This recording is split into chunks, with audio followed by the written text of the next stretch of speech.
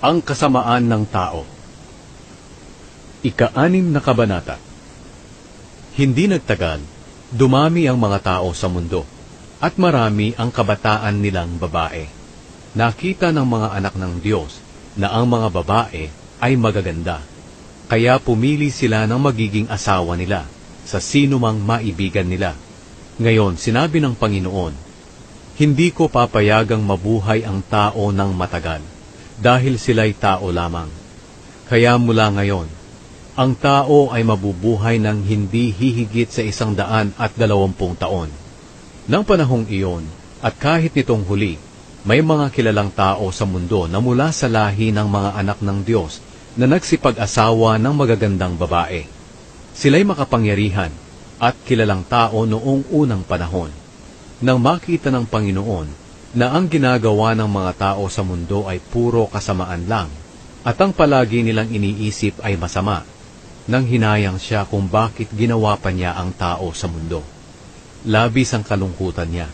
Kaya sinabi niya, lilipulin ko ang lahat ng taong nilikha ko sa buong lupain, at lilipulin ko rin ang lahat ng hayop sa lupa, pati ang mga hayop na lumilipad, dahil nanghihinayang ako sa paglikha sa kanila. Pero may isang tao na nakapagbigay lugod sa Panginoon. Siya ay si Noe. Si Noe. Ito ang salaysay tungkol sa pamilya ni Noe. Si Noe ay makadiyos. Siya lang ang namumuhay na matuwid sa kapanahunan niya, at malapit ang kanyang relasyon sa Diyos. May 3 siyang anak na lalaki na sina Shem, Ham, at Japhet. Napakasama na ng mga tao sa paningin ng Diyos, at ang kanilang kasamaan ay laganap na sa mundo. Nakita ng Diyos na lubhang masama ang mga tao sa mundo, dahil ang ginagawa nila ay puro kasamaan. Kaya sinabi niya kay Noe, lilipulin ko ang lahat ng tao. Dahil sa kanila lumaganap ang kasamaan sa mundo, lilipulin ko sila kasama ng mundo. Kaya ikaw, Noe, gumawa ka ng barko mula sa matibay na kahoy, at gawan mo ito ng mga kwarto. Pagkatapos pahiran mo ng alkitran ang loob at labas ng barko.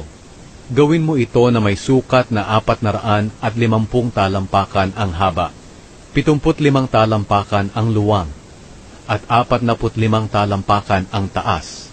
Lagyan mo ng bubong ang barko, at lagyan mo ng agwat na 1/2 metro ang dingding at ang bubong.